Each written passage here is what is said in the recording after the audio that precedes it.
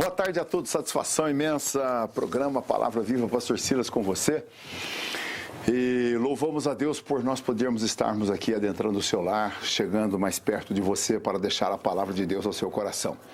Graças a Deus, Deus tem nos abençoado, nos dado mais um dia de vida. Louvamos a Deus que estamos a caminho de um final de semana, que Deus possa estar abençoando toda a nossa família, o suor do nosso rosto, o trabalho das nossas mãos. Isso é maravilhoso e abençoado, amém? Neste momento eu quero fazer uma oração também, e nessa oração eu quero colocar aqui o nome do nosso irmão Juliano, que está nos assistindo, ele e toda a sua família, que Deus te abençoe. E todos vocês que estão nos assistindo neste momento, vamos orar a Deus e Deus possa abençoar cada um de nós. Pai querido, neste momento, Jesus, eu quero agradecer a grande oportunidade que nós temos aqui, meu Pai, de estarmos com este programa abençoado, ministrando, Senhor, a palavra de Deus aqui. Todos os dias estamos falando da tua verdade. Senhor, quantas pessoas hoje não tiveram oportunidade de ver o restante desse dia terminar, partiram para a eternidade. Nós estamos vivos, ó Pai, te glorificamos, te exaltamos, porque o Senhor nos concedeu mais um dia de vida. Talvez a qualidade de vida não tenha sido muito boa devido ao fluxo de complicações que nós vamos criando para nós, mas o Senhor fez um dia maravilhoso e eu agradeço, ó Pai, a esta cidade, a todos que nos ouvem, esses que têm chegado do trabalho, Senhor, abençoa. Juliano, que está enfermo, Senhor, repreenda este mal na vida dele, haja o milagre, a cura, Senhor, no nome de Jesus, possa realizar o milagre sobre a vida dele.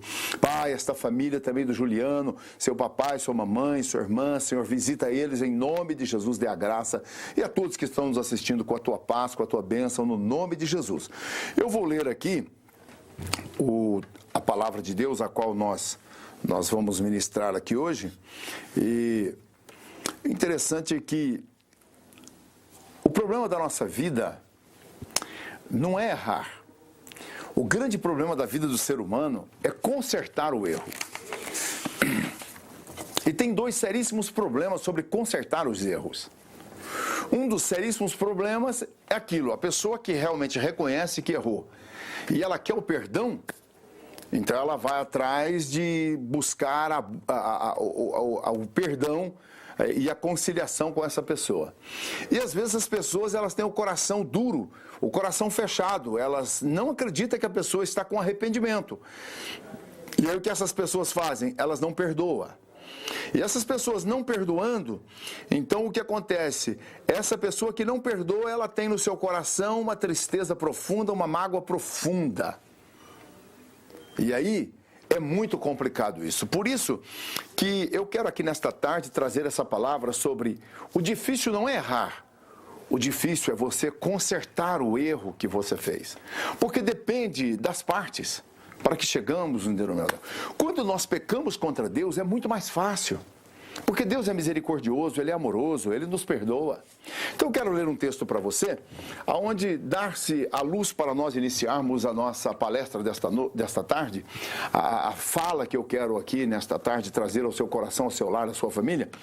Eu quero pegar aqui o filho pródigo, um erro terrível que esse jovem fez com seu papai, com seu irmão, com sua família. Está no capítulo 15 de Lucas, e no versículo 11, e disse, um certo homem tinha 2 filhos, e o mais moço deles disse ao pai, dá-me a parte dos bens que me pertencem. E ele repartiu por eles a fazenda.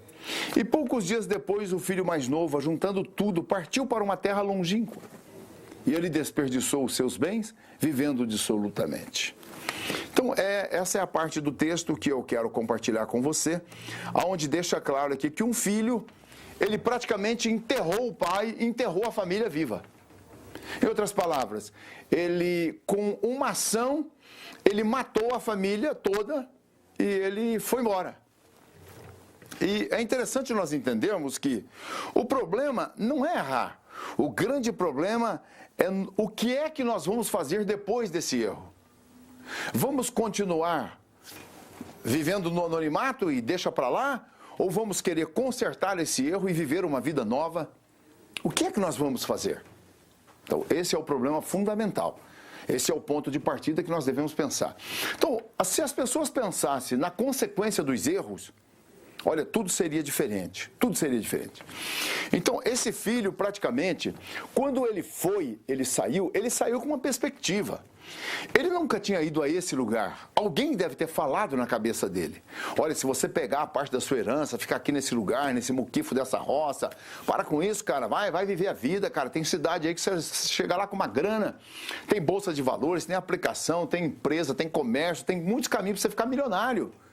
E aí depois você chega aqui e dá conta pro seu pai e seu irmão, tiram maneiras, fala, olha, tá vendo? Fiquei rico, venci na vida. E ele então pegou parte dos bens. O pai ajudou ele a ir. O pai ajudou ele a ir. O pai, de certa forma, com o coração ferido, machucado, o pai liberou ele para ir. Quantos pais, às vezes, se portam dessa forma? E não é errado, não. A melhor coisa que você tem que fazer é ajudar o filho. Se ele quer ir, ajuda ele a ir embora.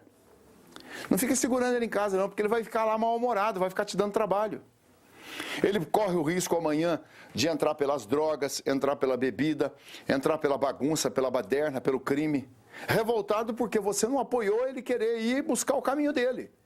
Olha, o duro é quando eles, como nós estamos vendo hoje, o mais complicado é o que nós estamos vendo hoje. Eles vão para o crime, para a droga, para a bagunça e continuam dependendo dos pais. Essa é a situação mais complicada. Porque diz que o que os olhos não vê, o coração não sente. Então o cara quer ir embora, o cara quer ir para longe, tá, tudo bem, é filho. Eu um dia fiz isso com meu pai. Esse que vos fala aqui nesta tarde, um dia eu fiz isso.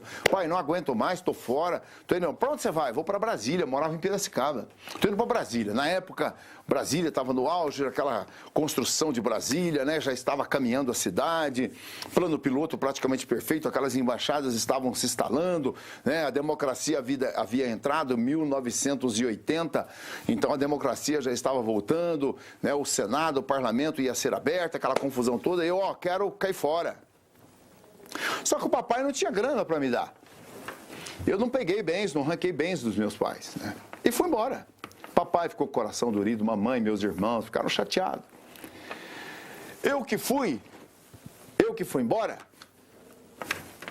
pouco liguei para o sentimento deles. Agora, lá aonde eu fui, lá a boca esquentou, filho. Mas eu estava a fim do quê? Para quem está perdido, qualquer mato é caminho. É assim a vida. E aí vamos dar cabeçada, uma atrás da outra. Foi um sofrimento, foram 2 anos de sofrimento. Aí voltei murchinho para trás, filho. Aí eles voltam com o rabinho no meio das pernas, murchinho, parecendo um cachorro que caiu da mudança, filho. Parecia aquele cachorro que caiu do caminhão na mudança, filho, se perdeu no caminho e depois acha a casa que o dono está morando. Aí chega desconfiadinho, rapaz. Assim aconteceu comigo também. E consertar isso agora? É esse o ponto interessante que nós temos que aprender. Então, pedir perdão para o pai, pedir perdão para a mãe, né? E, como se diz, e agora? Agora, cadê? Vai contar o quê? Vai contar a vitória? Vai contar o quê? Que realmente foi o cara era cobra, o cara era feroz, o cara era vencedor. Não, fracassado, derrotado agora. E aí, como é que você faz, cara? Eu tenho alguns casos na minha vida pastoral que a pessoa deixou a mulher, traiu a mulher, saiu com outra mulher. E também vice-versa, já teve casos na minha vida pastoral que a mulher abandonou o homem por outro homem e foi embora. Aí, caiu no mundão. Aí, de repente, a esposa vem chorando e tal. Eu, filha, fica na sua posição, no seu lugar, que o cara vai voltar, filha. Ah, pastor, você está brincando? Não, isso não é profecia, não é Deus que está falando, filha. É a escola da vida. O fofo aqui, o cara aqui, já passou pela escola da vida. Dá um tempo, filha. Dá um tempo, esposo. Fica na paz. Se o seu coração pode perdoar, espere. Fique na paz. Mas não dá outra. O bichinho aparece, vira a esquina com o rabinho no meio das pernas, desconfiadinho, filho. E tal, todo murchinho, todo humildezinho. O cara entrou numa roubada, meu. O cara entrou numa furada que quase morreu, filho. Aí volta murchinho. Então, consertar, filho, ao longo dessa minha trajetória, o que eu acho mais difícil não é ouvir a roubada que as pessoas arrumou para a vida delas. O mais complicado nesta vida, filho, foi realmente consertar o prejuízo. E aí, haja pastor psicólogo, haja pastor homem de Deus, haja pastor com graça, meu filho. Vou te contar um negócio, dá um trabalhão, meu irmão, mas dá um trabalho, filho. Você perde horas e horas, dias e dias, para fazer aquela conciliação, aquela mediação entre os dois, né? Mediar o caminho para que haja um amor eterno agora, uma consciência que não fique mágoa, olha, filho, eu vou te contar uma coisa para você, meu irmão. Olha, pastor tem que ir para o céu, meu filho. O pastor que assume o pastoreio, filho, tem que ir para o céu, meu irmão, porque se pastor, meu filho, não for para o céu, ele tá frito, filho. Porque o negócio é feio, rapaz, o negócio é feio. Agora, tem pastor que não tá nem aí, né? Não quer nem saber, né, filho? Quer nem saber, meu irmão. Rapaz, tá na benção. Eu não tenho nada com esses. Eu estou aqui fazendo o meu trabalho e estou só explicando o que é a jornada de uma autoridade eclesiástica, de um sacerdote, de uma vocação do ofício pastoral. O negócio é complicado. Bom, vamos entender aqui que aquele jovem, ele abandonou o lar, ele deixou a sua família, e isso foi narrado pelo grande escritor Lucas, e ele fez uma escrita muito abençoada mediante aquilo que Jesus falou. Jesus estava passando essa história para pessoas que estavam perdidas, para pessoas que estavam frustradas, decepcionadas, desprezadas. Elas estavam, acima de tudo, longe de Deus. E elas ouviram dele, do próprio Jesus. E Jesus, quando contou essa parábola, ele contou ela com a intenção de fazê-los entender que ainda há esperança para um recomeço. Existe uma esperança para um recomeço. Recomeçar é um negócio muito abençoado. Então, seria mais ou menos assim, né? Você escreve a sua história e você narra toda a sua história, depois Jesus pega e ele fala, não, eu vou te dar agora o outro lado da página em branco para você começar de novo a sua história. Você vai reescrever de novo agora a sua história. Tudo de novo. Então, Jesus aqui, ele contando essa história para eles, essa parábola, ela é uma parábola, não tem nome os personagens, né? E é interessante nós entendermos que Jesus estava deixando claro para aquelas pessoas perdidas, desorientadas, que estavam fugindo de si mesmo, estavam fugindo de problemas, estavam abandonando seus lares, estavam vivendo no submundo, né? À margem da sociedade, marginalizadas. Jesus foi a elas.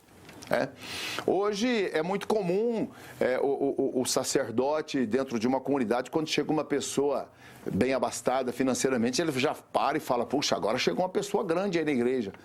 Não, filho, as pessoas grandes são aquelas que reconhecem os seus erros e querem fazer um recomeço. As pessoas grandes para nós seres humanos, para a nossa vista ótica, são pessoas de posse, são pessoas que têm status, são pessoas que estão numa posição, que têm poderes nas suas mãos. Então, isso para nós. No mundo espiritual, o valor que a palavra de Deus ela dá ao ser humano é o ser humano que reconhece os seus erros e quer recomeçar. Não importa o seu poder aquisitivo, o seu conhecimento intelectual, sua formação intelectual, sabe, qual é o nome da família dele, qual é a posição daquela pessoa nossa. Deus não olha isso. É nós, seres humanos, que olhamos isso. Deus não. É bem provável que você e eu, na minha jornada, como eu trabalhei em várias regiões de Piracicaba, com casas de recuperação, eu me lembro de nós pegarmos pessoas na sarjeta e quando você, depois de um tempo, conversando com ele, convivendo ali, ele começava a abrir a sua vida, eram pessoas milionárias, que deixaram tudo, houve um problema sério na família, abandonou tudo, perdeu tudo e hoje estava na sarjeta. E aí? Quem é essas pessoas? Para nós, são pessoas destruídas, arrasadas, fracassadas. Para Deus, não. É aí que está a esperança de um recomeço. Agora, Deus também não despreza essa pessoa que está numa posição social, que tem um conhecimento intelectual, e ela chega e reconhece a soberania de Deus e diz, não, eu quero servir a Deus. Isso é maravilhoso, Deus reconhece também. Claro que Ele reconhece. Então, mas o fator interessante, Deus não olha o homem como o homem olha o outro homem. Deus olha o interior de nós. E ele veio, diz que salvar o que estava perdido. Jesus, então, ele conta essa parábola e ele dá aqui o processo do fracasso, ele dá a diferença. E ele está dizendo aqui que pode haver uma nova esperança. O diabo colocou tudo isso na sua vida, fez você cair, ficar fracassado, arrebentado. O diabo talvez aproveitou o seu fracasso e entrou no meio e fez tudo isso. Mas chega um momento em que ele quer fazer um recomeço na nossa vida. E isso é que é maravilhoso. Isso é que é glorioso. Talvez você que esteja sentado nessa poltrona me ouvindo, esteja pensando, pastor, um dia meu casamento acabou, hoje já fui preso porque não paguei pensão, hoje estou com a vida complicada, meus filhos não vivem mais comigo, hoje minha esposa arrumou um marido que está lá, que é padrasto e que cuida dos meus filhos, e eu preocupado com pedofilia, com violência, com agressão, tá tudo isso. E aí, como é que é? O que foi que aconteceu? Existe um erro no meio dessa confusão. Se não houve uma traição, houve a compatibilidade de gênero, houve pirraça, houve complicações, ódio, amargura, foi pegando o desgosto um do outro, e aí houve essa ruptura no relacionamento, e agora esses filhos que não tinham nada com o negócio estão sofrendo, e você diz, e agora, pastor? Agora o que você tem que fazer é chorar nos pés de Jesus e pedir a Ele um recomeço de uma nova trajetória. Somente Jesus pode fazer isso na sua vida. Somente o Senhor pode trazer esse recomeço na sua vida. Somente Deus pode recomeçar a sua vida. Não existe outro caminho. Você pode procurar o que você quiser. Mas se você não procurar Deus, a palavra dele para recomeçar, reconhecendo o seu estado, reconhecendo os seus erros, Deus é o único que vai te valorizar. E Ele vai trabalhar na sua vida e vai colocar uma esperança para você. Somente o Senhor pode fazer isso. Interessante que em Romanos, no capítulo 5 e o versículo 20, disse Paulo escrevendo, veio, porém, a lei para que a ofensa abundasse. O que Paulo estava dizendo? O povo não tinha lei. O povo não tinha constituição. Ora, quando é que nós nos tornamos infratores? Nós nos tornamos infratores quando existe uma lei. Então aqui Paulo está dizendo que quando a lei se manifestou, aí as ofensas, elas começaram a se propagar. Mas aí depois ele acrescenta, mas onde o pecado abundou, superabundou o favor de Deus, que a palavra graça significa exatamente favor imerecido. O que a palavra graça significa, pastor? Ela significa algo que eu não mereço e Deus quer me dar. Olha que coisa gloriosa. Muitas das vezes as pessoas falam assim, mas Deus vai perdoando as pessoas que matou, roubou. Então, você que é um ser humano, você não quer fazer isso, você não quer perdoar. Como Deus sabe que existe um inferno, uma eternidade, e que esse homem, se ele for para lá sem Deus e ele recorre, e talvez você que foi parente da vítima, que viveu sobre o lado da vítima, você não quer abrir mão do perdão, aí é a oração do Pai Nosso. Pai, perdoa as nossas dívidas, assim como nós perdoamos os nossos devedores. Nossa, pastor, mas perdoar, o cara chegou no latrocínio, estrupou, matou. Então, filho, ele fez isso, eu concordo. Você se perguntasse para mim como homem, cadeira elétrica para esse cara, prisão perpétua, fuzilamento. É o ser humano, somos nós, seres humanos, pensamos assim. Nós queremos justiça com as nossas mãos. Porém, Deus, Ele é diferente, filho. Deus, Ele sabe que além desta vida existe uma eternidade que ela não se viverá ela. Ela é uma eternidade que você terá que estar nela para sempre. A pessoa não fala assim, eu vou viver na eternidade. Eu vou viver. Viver é aqui que nós estamos vivendo, que aqui chega um momento que o fio é cortado. Lá não. Você vai ter uma existência eterna, espiritual. Você terá uma existência jamais. Aqui diz que para Deus aqui, Pedro ele faz uma semelhança, 1000 anos é como um dia. Não, ele fez uma semelhança. O que é 1000 anos? Nós estamos aqui, por exemplo, chegando após Cristo, nós estamos entrando ao 3º milênio. Nós vem vindo aí há 21 séculos, praticamente. 2.100 anos nós estamos caminhando. Entramos agora para o 21º século, né? Estamos aí no 17 anos do primeiro século. Daqui um pouquinho, essa geração, sabe lá quando isso vai chegar aí, 2.500 e tal, enfim. Para um dia, 1000 anos é como se fosse um dia. Ele está falando o que é o lado espiritual, o mundo espiritual. É uma eternidade onde não se acaba. Se um pássaro pegasse um grão de areia da praia do mar e uma vez por ano ele levasse para o outro lado do planeta, quando ele terminasse, ainda não começou a eternidade. É isso aí, meus filhos. Então, como Deus conhece a eternidade, Ele é amoroso, Ele não quer que o homem se perca, Ele não quer que o homem vá ao inferno. Então, Ele é amor. E o amor dele é amor ágape. É um amor que perdoa. É um amor de triunfo, é um amor de vitória. Você imagina, vou pegar com você aqui a cruz de Cristo. Todos nós já vimos o filme da crucificação de Cristo, a paixão de Cristo.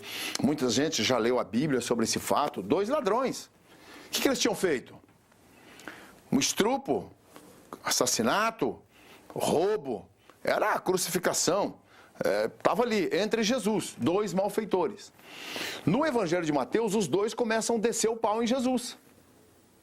Começam a blasfemar contra Jesus, os 2, o Evangelho de Mateus. Isso está as verdades do Evangelho. Escreveram o que viram. Mateus, o grande coletor de impostos, ele escreveu o que viu. De repente, já o outro apóstolo não viu. Então, Marcos recebeu instrução de Pedro. Lucas também não era apóstolo, Marcos e Lucas não eram apóstolos. Quando você pega, por exemplo, os 3 evangelhos, você pega Mateus, Marcos e Lucas, eles são sinóticos. A palavra sinótico quer dizer que eles viram o ministério de Cristo numa mesma visão. Escreveram a biografia de Cristo, a história de Cristo numa mesma visão. Porém, João já não é sinótico. Ele escreveu fatos que ele viu isolado e que ele mencionou particularmente na sua particularidade com o mestre. Então, quando um fala alguma coisa que não está dizendo do outro, está deixando claro que são as verdades que está escrita mediante o que eles viram. Então, diz que Jesus, entre os malfeitores, em Mateus, diz que os 2 desciam o pau. De repente, lá em Lucas, você encontra que só um. E é interessante isso. O que reconheceu o seu lado errado, disse: Senhor, olha, lembra de mim quando entrares no teu reino. Ele, em outras palavras, Senhor, eu não mereço nem falar com o Senhor. Eu não mereço pedir isso para o Senhor, sou um homem pecador. Mas eu queria te pedir, se puder, lembra de mim quando estiver no teu reino. O que passou pela cabeça desse assassino, desse ladrão, desse estrupador, desse canalha? O Senhor poderia ter dito o seguinte: você vai ter que descer da cruz agora, sair na casa de todo mundo e pedir perdão. Eles jamais iriam perdoar. Jamais iriam perdoar. Então você veja como que nós estamos alienados. Como que nós estamos alheios das coisas de Deus? Veja como nós estamos alheios e alienados dos processos espirituais divinos na vida eterna. Quando a pessoa fala assim: você é um alienado, você está alheio. Quantas pessoas estão alheias, vivem alienadas do Evangelho? Estão alienadas. Tem uma religião lá, segue lá, está nem aí, não sabe nem o que está fazendo. Por que Jesus perdoou ele e deu a garantia? E agora aqueles familiares, se não creram do Senhor, vai para o inferno? Vai, por incrível que pareça. Porque o que conta para Deus é o reconhecimento dos meus erros. E querer um novo começo, querer uma nova dimensão daqui por diante. O que está em pauta no programa de Deus é nos colocar aqui como um teste para essa vida. Mas e essa vida que ceifou? Olha, isso Deus saberá fazer perfeitamente com tudo isso. Agora, o que nós estamos tratando aqui é sobre perdão. Perdão, reconhecimento de erros, onde as pessoas devem se consertar. E isso que eu estou falando aqui, olha, poucos pastores têm coragem de pregar isso aqui. Porque é um assunto muito polêmico. A pessoa fala assim: nossa, ele foi lá, entrou naquela casa, assaltou, matou. Então, e amanhã ele vai chegar numa cadeia lá, conserta, aceita Jesus e aí ele vai para o céu. Mas ele está reconhecendo. Você não sabe qual foi a circunstância. Presta atenção, essa vítima que foi morta, essa casa que foi roubada, eu não estou dizendo que ele está certo. Preste bem atenção no que eu estou dizendo para você. Foi o erro que ele cometeu na trajetória dele. Talvez os erros que nós estamos cometendo seja pior do que esse. Você não vai acreditar nisso. Talvez os erros que nós estamos cometendo é pior do que esse. Você quebra uma empresa sem que ninguém perceba, você quebra uma empresa, quantos funcionários vão perder o ganho da família, vão passar necessidade, interrupção de filhos, doenças que vão chegar porque os recursos falharam para aquela família? Isso aí você não viu, né? Você não viu, você não entendeu isso aí, né? Não passou pela sua cabeça isso aí? Aquela empresa que está lá poluindo as águas, enfiando veneno nas águas, nossas crianças doentes, nossas famílias.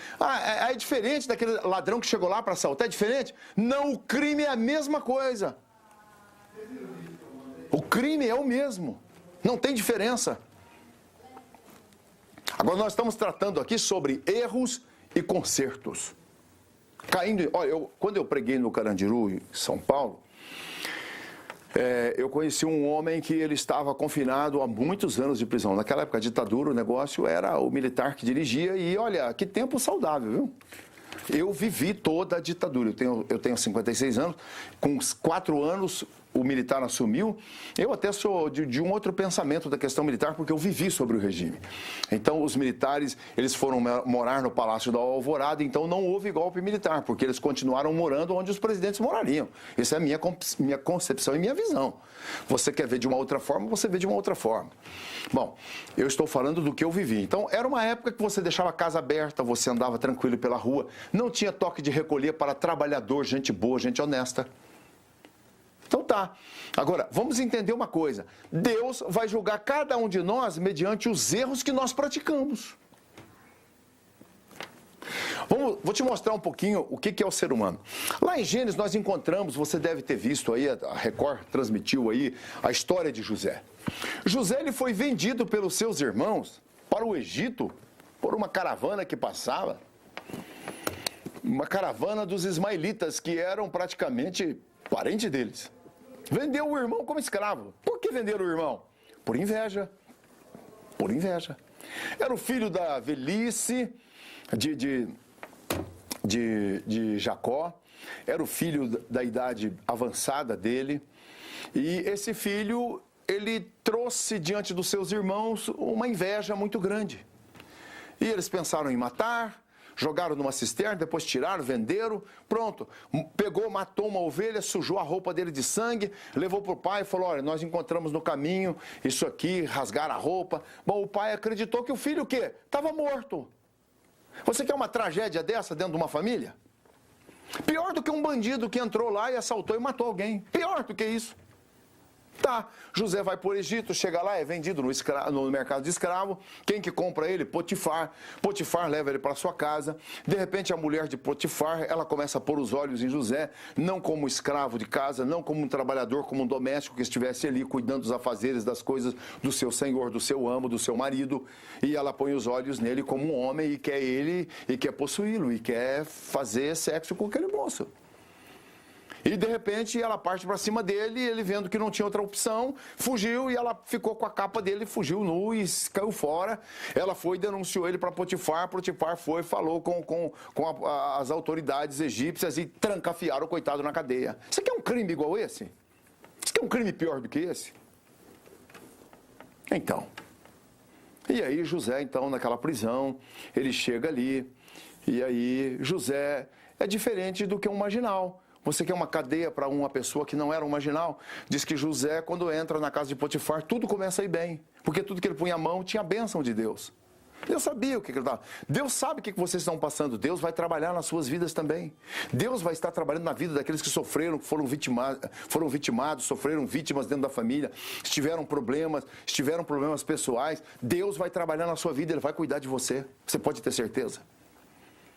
Agora, estamos tratando de arrependimento. Aí entenda lá, José então lá na prisão, de repente o faraó tem um sonho, 7 vacas magras, 7 vacas gordas, as magras comem as gordas, de repente 7 espigas de milho rechonchuda, de repente 7 magras comem aquelas espigas gordas, e enfim, o negócio vai por aí, até que enfim, faraó, ninguém conseguiu revelar o sonho, e um copeiro falou, olha, eu tive na prisão, o padeiro foi morto, ele falou e revelou o sonho do padeiro, revelou o meu sonho, o padeiro morreu, como homem, ele revelou, eu voltei a dar o copo para o senhor, perdoa meu pecado, e esse homem revela seu sonho. Trouxeram José, barbearam, trocaram de roupa, chegou, ele revelou o sonho do faraó, está vindo 7 anos de praga, 7 anos de fartura, cuida para que a terra seja uma bênção.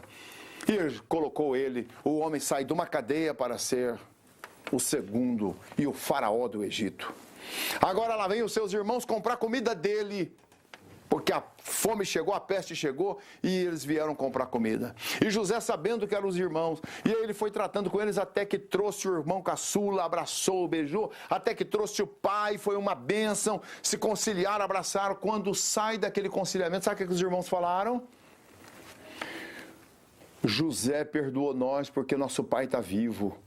A hora que o nosso pai morrer, está lá em Gênesis, a hora que o nosso pai morrer, ele vai se vingar de nós. Olha o coração do homem. Olha o coração do homem. Esse é o grande fator do homem. O homem não sabe recomeçar. O homem não sabe reconhecer os seus erros e ter uma consciência limpa diante de Deus. O homem não sabe passar por problemas criando um rastro de destruição e depois voltar se conciliando e tentando mudar aquela questão. O homem não consegue isso. E essa é a lição que nós estamos vendo aqui. Estamos aqui amanhã, eu quero trazer uma mensagem exclusivamente às mamães, né? Porque sábado eu não vou estar aqui nem domingo. Então eu quero deixar uma palavra a essas donas de casa, essas mulheres que são mães, que cuidam dos filhos. E está aqui um filho que passa por uma luta terrível, por um problema terrível, abandona a família, agora ele volta e quer reconciliar com o pai. E um dos fatores interessantes é que ele mostra o seu reconhecimento e a sua humildade. Porque uma pessoa que quer reconciliar, ele não vem com aquela arrogância. Ele vem com humildade. E esse filho pródigo fez isso. Ele chegou e disse, pai, eu quero ser, por favor, como um dos seus empregados. Se o senhor puder, me faça ser um dos seus empregados. Eu não quero mais ser filho, porque eu não mereço mais ser filho. Olha que coisa interessante. Então, um novo recomeço. Então, Deus ele vai olhar muito, porque presta atenção, não é a pessoa pegar, tá aí um criminoso, uma pessoa que fez coisas bárbaras. Preste atenção que eu estou tratando com você. Eu estou te dando uma luz, um lampejo, para que você possa ver no fundo do túnel as esperanças que ocorrem na vida de cada ser humano. Mesmo de quem foi vítima, de quem foi roubado, de quem foi assassinado, de quem foi estrupado, de quem sofreu dano. Paulo disse, eu não estou escrevendo por quem sofreu o dano ou por quem provocou o dano. Eu estou escrevendo para que vós convertai-vos e servi-vos ao Senhor. Essa é a realidade dos fatos. Agora, o que nós temos que entender, Deus, ele pega tudo isso e ele vai olhar dentro do coração do homem. Será que essa pessoa está realmente querendo um recomeço? Deus consegue ver internamente. Foi o que Jesus respondeu para o ladrão. Hoje estarás comigo no paraíso. Ele falou no presente, hoje estarás comigo. Olha que segurança esse camarada recebeu. Perante a sociedade, perante o Império Romano, um desgraçado estava morrendo, um assassino, um crápula, um gangster, um cara que não merecia chance alguma, diante dos olhos da humanidade. Para Deus existe. Se para Deus uma pessoa dessa forma merece um recomeço, e você que está aí, que tem sido uma pessoa que tem buscado Deus de outras maneiras? Você talvez busca um outro mediador e não vai direto a Ele, porque nós temos que buscar a Deus de... Esse é o caminho, filho. Quantas pessoas ficam procurando caminhos para poder chegar a Deus? Não, Jesus disse, eu sou o caminho. O que ele estava dizendo? Olha, eu sou a placa. Os dizeres estão na minha palavra. A rota, a bússola está na minha palavra. O norte está na minha palavra. Obedeça a ela, que vocês chegarão como eu estou chegando ao Pai. Eu sou o caminho. Anda por essa trajetória. Siga esse caminho. Siga essas palavras. Jesus estava dizendo, siga e você vai me encontrar. Essa é a palavra de hoje para o seu coração, para a sua vida e para nós aqui, tá certo?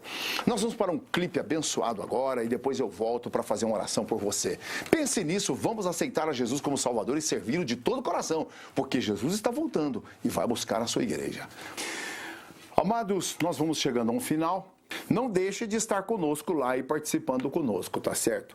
Foi muito maravilhoso estar aqui com você neste dia, deixando uma palavra de reflexão, deixando uma palavra de fé e de esperança.